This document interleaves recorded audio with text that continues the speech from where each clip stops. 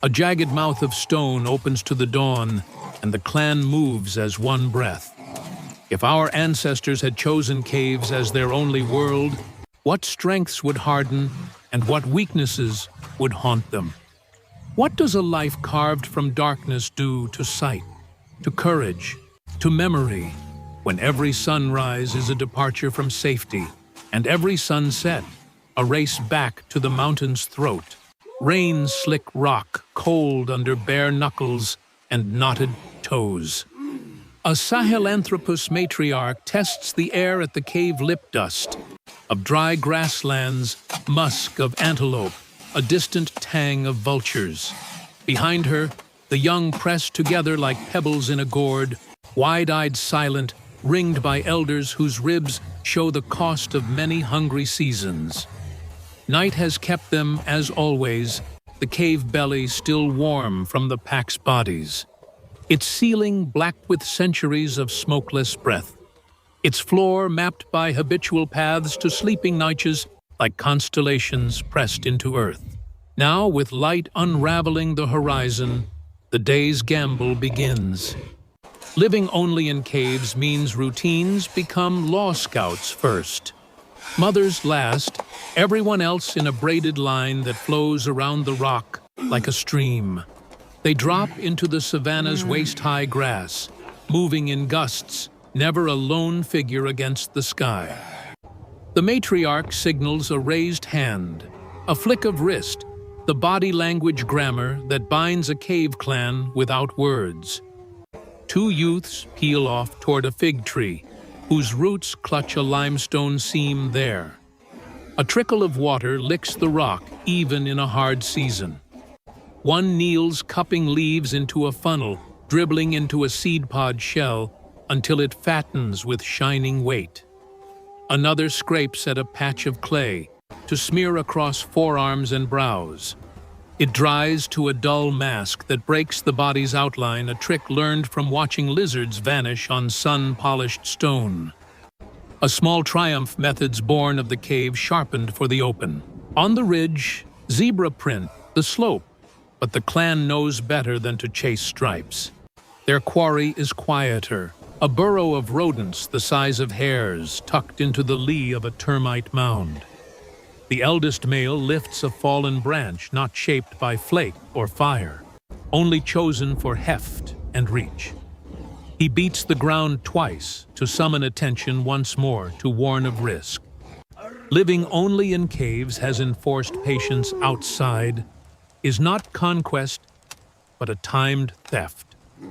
They encircle the mound, dig with hands and broken antlers sniffing soil for the warm thread of life. One adolescent wedges a smooth stone into a gap prize. Another wedges her shoulder beside his, their bodies a lever. A sudden squeal answers their effort, and the earth gives. A tumble of fur explodes from the opening. Swift hands a thunk of branch, a raw pulse of meat slackening in silence. In the churn of triumph comes the first rupture. A low coughing growl from beyond the mound felt more in sternum than ear. Eyes lift. A shape flows along the grass line, spotted, deliberate, a leopard whose morning logic has been rewired by hunger. For the cave clan, predation is a problem of geometry.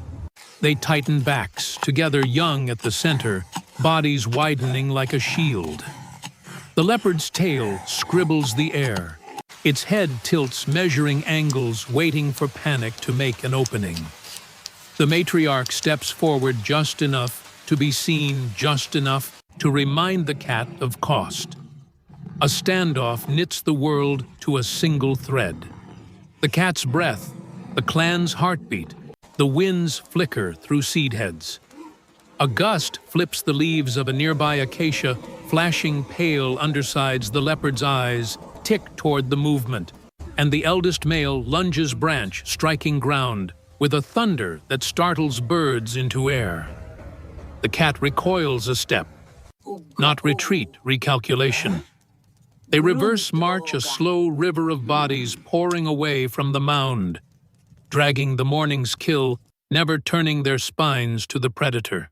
The savanna opens and closes, with each step blades of grass cresting like waves over their heads. In cave-bound lives, retreat is not defeat. It is doctrine. Distance shelter choke points. They angle toward a basalt outcrop pocked with small hollows. A halfway fortress they have learned by heart. The leopard follows a shadow stitched to their shadow, patient certain that time will unspool the youngest from the skein. At the rocks, the clan divides as practiced. 2 adults clamber into the highest pocket, making themselves tall to broadcast size. 3 others funnel the young through a crack that smells of bat and damp. The matriarch remains in the open feet, planted chin, lifted every tendon, singing the lineage's oldest vow hold. The leopard circles, but stone walls change the equation. The narrow crevice hisses with children's whimpers, echoing into a chorus that confuses direction. The clan arranges themselves at the outcrop's base like teeth in a jaw, each body filling a gap. The eldest male drags the rodent prize into the shadows behind them. Food can be replaced, but a single body lost tilts the balance of survival. Hunger is a cruel teacher. To live only in caves is to learn that the mouth of shelter must be defended as fiercely as a newborn's breath. The cat lunges once, half-hearted a test. A branch slams down, scraping its whiskers, splintering into the soil. The cave dwellers' voices are not words, but roars and chest thumps, the language of intimidation they have perfected against darkness. The leopard veers back, ears flat, circling wider now. Its eyes glow with dawn's edge, twin embers tracking each motion. But patience erodes when prey refuses the script. After long minutes of taut silence, the predator yields, slipping into tall grass with a final lash of its tail. Relief does not erupt in celebration. Cave life tempers victory into quiet breath, for dangers always stalk the next horizon. With threat repelled, a new ordeal unfolds. Clouds gather, bruising the sky.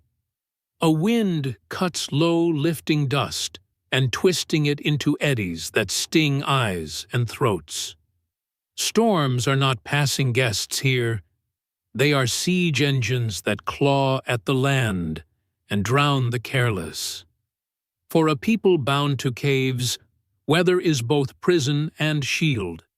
They dash across the open plain, water gourds of leaves slapping against thighs, the rodent kill gripped in teeth and fists. Lightning spears the ground in jagged forks, and the savanna thrums like a drum. The matriarch halts at a fork in the slope, 2 paths, both known, both perilous. To the left, a river swollen to madness where crocodiles wait in the churn. To the right, a longer climb through thorn and loose shale, where rival clans have been sighted, stone tools flashing like teeth in sunlight. Every choice is a wager. She signals right. The ascent is brutal, hands torn on jagged stone feet, slipping on shale children pushed upward with grunts and heaves. Thunder follows a hunter of its own kind. Midway, shadows appear above silhouettes of another band, framed by lightning's brief fire. They hold stones, spears, their postures taut with suspicion. The matriarch raises both palms, chest forward, not surrender, but a claim of passage. The rival clan does not lower their weapons. They bark sharp sounds, guttural warning. Between them, a thin line of stone and storm becomes the stage for the second rupture. 2 peoples, both bound by caves, both carved by survival, stare across a gap narrower than an arm's length. One move, one misstep, and blood will flow to mix with the rain. The rival clan does not strike. The storm's howl presses every body lower, and in that weight, the choice becomes clear fight, and risk extinction or yield and live another dawn. The matriarch bends, placing the rodent carcass between them, a gift and a shield. Lightning flares, illuminating faces carved by hunger, yet softened by the offering. The rival leader snatches the prize, but signals retreat, melting into the storm. No blood is spilled. The clan climbs higher, children tugged hand over hand, until the cave mouth opens like salvation swallowing them in stone. Inside, bodies collapse in exhaustion, laughter erupting in broken gasps, relief sharper than meat. They press together, wounds washed, bark poultices applied, the storm's roar muffled by rock. Fire is absent, yet warmth comes from touch, from survival. Earned again. In darkness, the youngest begin to mimic the day's gestures, raised palms, branch thumps, the silent language of endurance. A lesson is etched in a world where they live only in caves. Victory lies not in dominance, but in unity, patience, and the will to endure storms both of beast and sky. The cave is no prison. It is memory, shield, and hearth, the womb of tomorrow's breath.